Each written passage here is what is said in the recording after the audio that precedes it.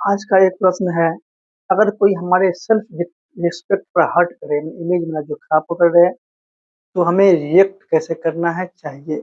इस पे एक उत्तर बताइए।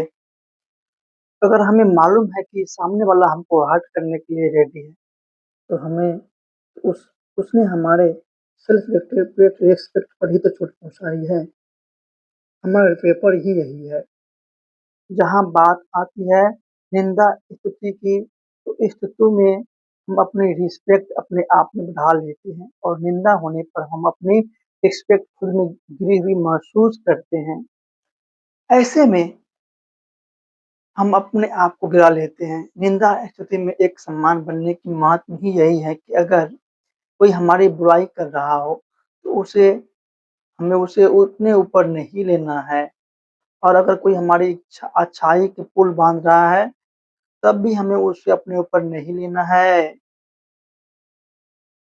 यानी इन दोनों बातों में हमें यह नहीं समझना कि मेरी रिस्पेक्ट हो रही है या मेरी डिसरिस्पेक्ट हो रही है। अगर उसमें हमें मैंपन ले आएगा, तो हम उसी समय रॉन्ग हो जाते हैं, जिस वजह से धीरे-धीरे हम अपने धारिता को खो देते हैं और ऐसे समय पर हमें धारिता से काम लेना होता है। अगर ऐसे समय पर हम खुद को देह समझेंगे, तो हम इसी तरह से रिएक्ट करेंगे कि सामने वाला हम पर क्रोध करेगा और हम उसे चुप कराने के लिए 2-4 बातें क्रोध में बोलेंगे।